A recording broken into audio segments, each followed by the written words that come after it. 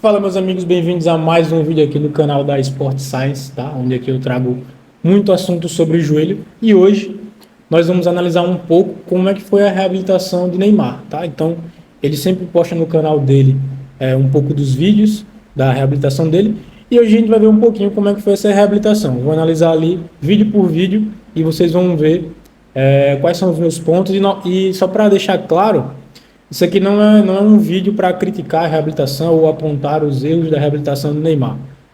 Isso aqui é só mostrando o que eu faria de diferente na reabilitação dele. Vou falar quais são os pontos que eu acho corretos, quais são os pontos que eu acho errado, que eu faria diferente, que a gente sabe que é um atleta de alto nível, então às vezes tem pressão do clube, tem pressão de várias pessoas ali.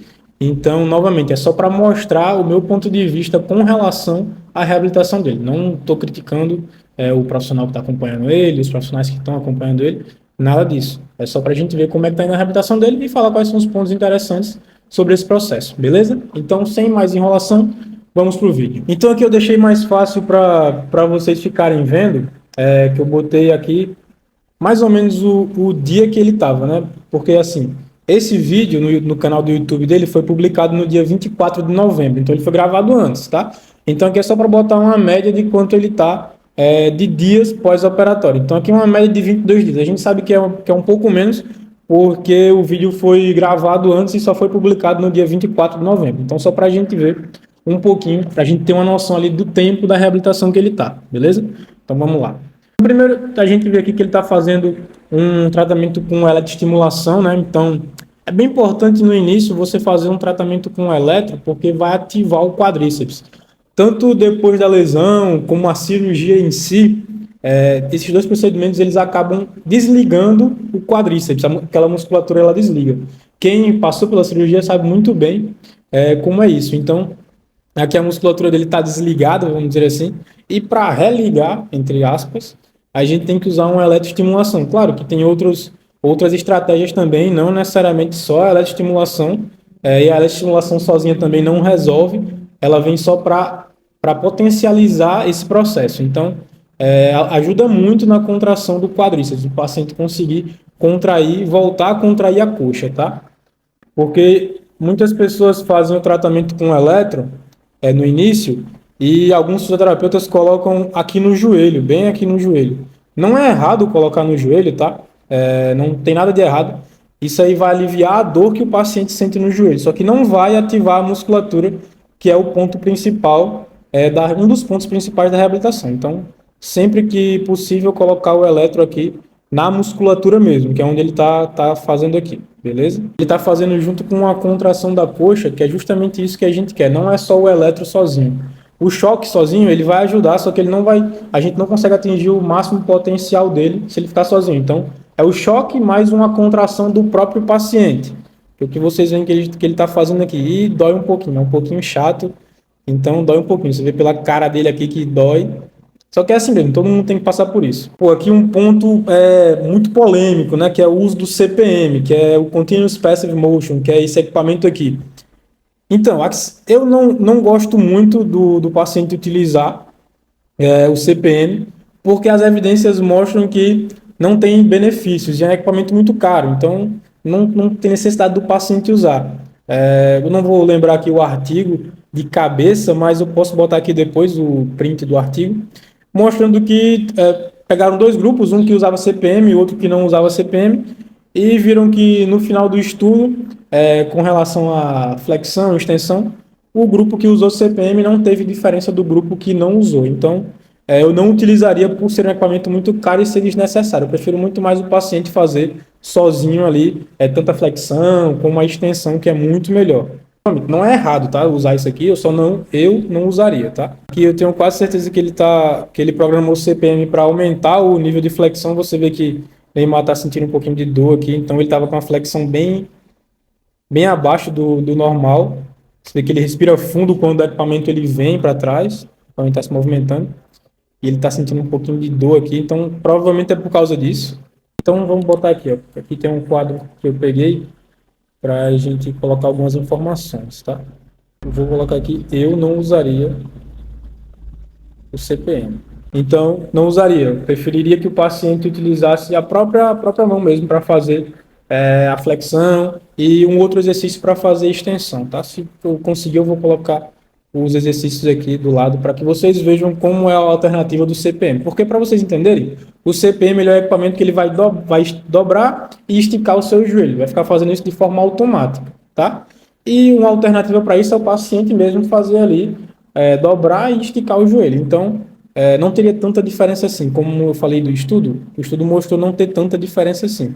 Então, é um equipamento muito caro que não tem necessidade do paciente usar. Então, eu não usaria por ser muito caro, até porque não tem tanta acessibilidade assim, né? Então, não usaria o CPM. Aqui eu não usaria o CPM, né? Uma alternativa, como eu falei para vocês, seria a mobilidade do paciente mesmo, o paciente sozinho fazendo a própria mobilidade. Pronto, o próprio paciente fazendo a mobilidade por ele mesmo, tá? Pronto, esse daqui é o CPM, como eu falei para vocês. É um equipamento que encaixa o pé aqui e tem esse suporte para o joelho do paciente e ele fica dobrando e esticando, dobrando e esticando. Então, você vê que dói pra caramba, mas não é por causa do equipamento, tá?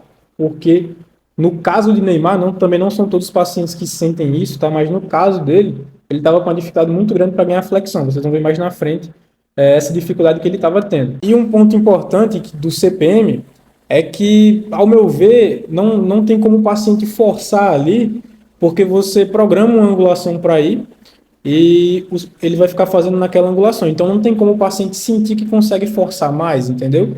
Então se chegou naquela angulação, vai bater aquilo ali e vai ficar naquilo. Agora, se não usasse o CPM, se fosse o paciente mesmo fazendo, ele chegaria na angulação, perceberia que consegue ir mais e forçaria mais. Então, mais um motivo para o CPM não ser tão interessante. Sim, e ao contrário também funciona. Por exemplo, vocês estão vendo aqui que ele está sentindo muita dor. Então, por exemplo, vamos dizer que o profissional lá programou o CPM para ir até 90 graus. E com 80 graus já está nessa dor absurda. Então, isso aqui era um motivo para o paciente relaxar. Só que não, o CPM vai continuar indo até atingir 90 graus. A gente sabe que é desconfortável pra caramba. Quem passou pela cirurgia do LCA sabe que é muito desconfortável fazer essa parte da flexão. Aqui fazendo com esse exercício, parece fácil assim, que é o exercício de levantar a perna. Não sei se vai mostrar outro vídeo melhor, de outro ângulo melhor, mas se não mostrar, eu boto aqui um vídeo de um paciente meu fazendo. Ele parece muito fácil esse exercício, muito fácil mesmo. Só que no início, para quem fez a cirurgia do LCA, ele é um dos piores exercícios, porque o paciente sente muita dor na frente do joelho. Por quê? Porque não tem a musculatura para segurar o joelho totalmente esticado. Então, quando o paciente não consegue segurar o joelho totalmente esticado e o joelho cai um pouquinho, ele sente uma dor absurda na frente do joelho. Então, por isso que o Neymar está tanto gritando de dor, por causa da dor que ele está sentindo, como pelo esforço que ele está fazendo. Porque, lembra que eu falei para vocês no início? O paciente ele não tem força na coxa, parece que a coxa morreu ali. Então, é muito difícil, é um peso gigante para ele tirar do sofá que ele está ali, no caso.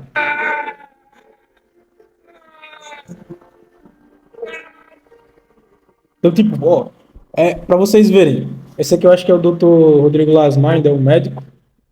Para vocês verem, ele está tentando levantar a perna e com a ajuda do médico ainda, ele não está conseguindo levantar. Claro, isso aqui é bem no início mesmo. Então, em alguns casos é comum acontecer isso, tá? Então, vocês veem que mesmo assim, ele ainda não consegue por si só levantar a perna com o joelho esticado, porque não tem a força, né? Tá bem no início ainda da reabilitação.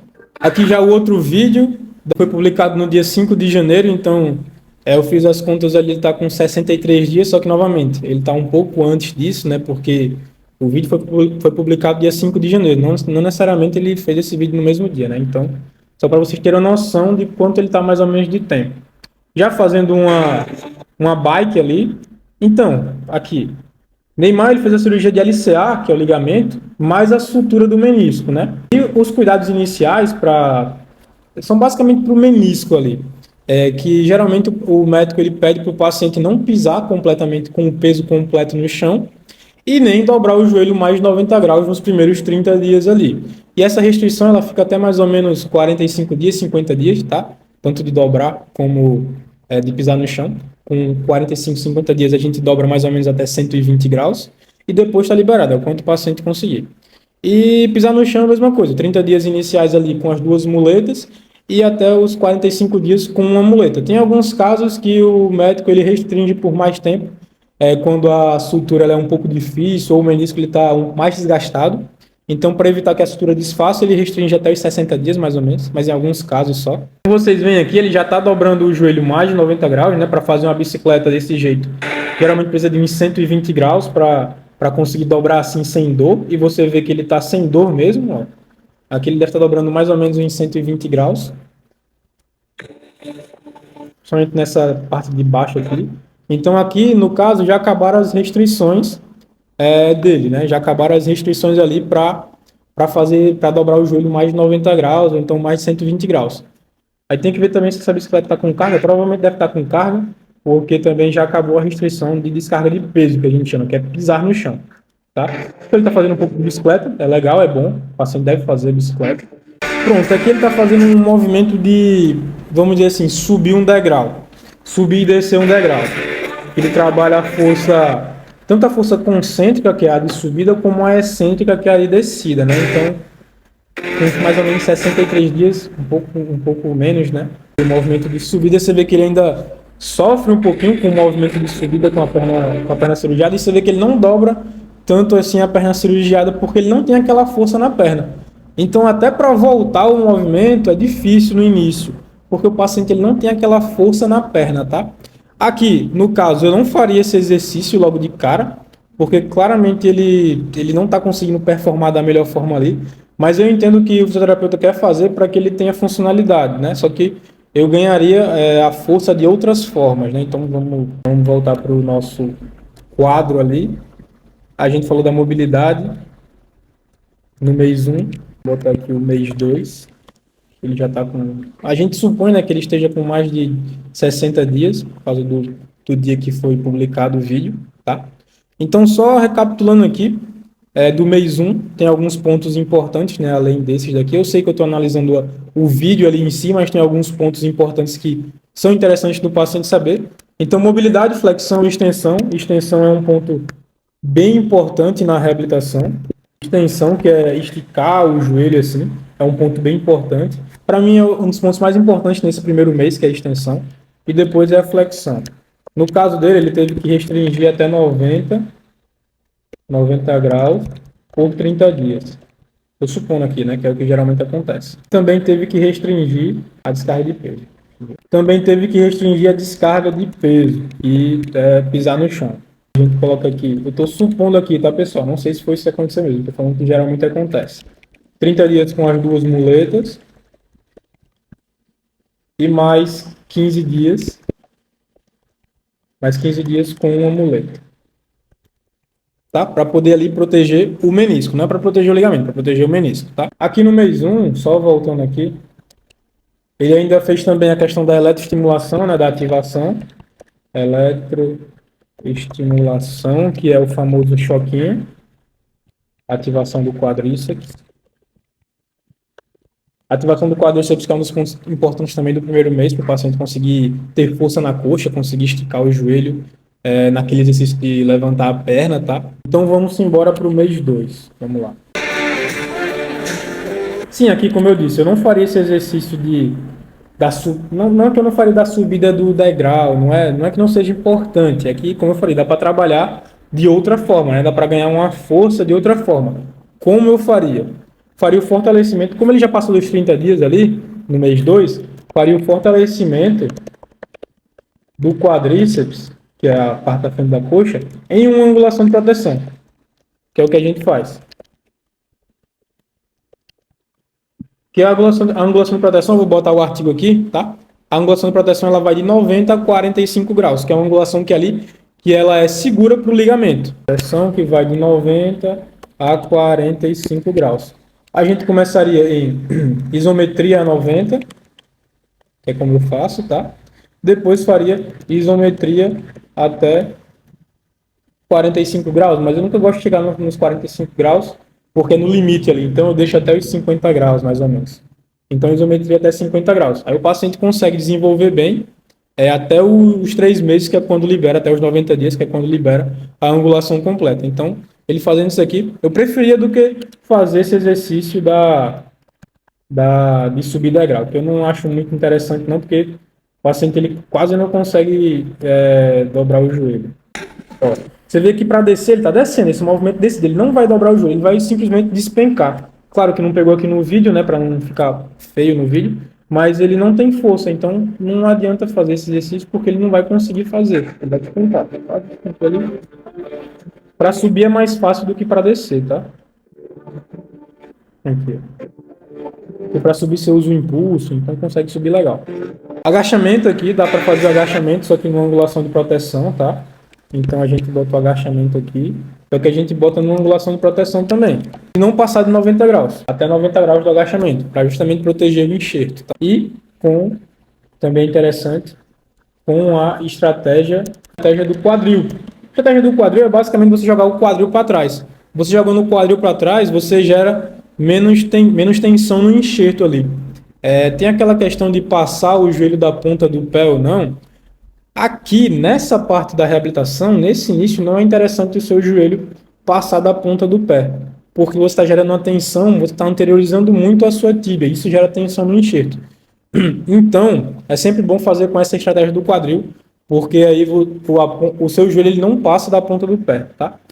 Então, é bem interessante fazer desse jeito, mas pode fazer o agachamento, só não pode passar de 90 graus.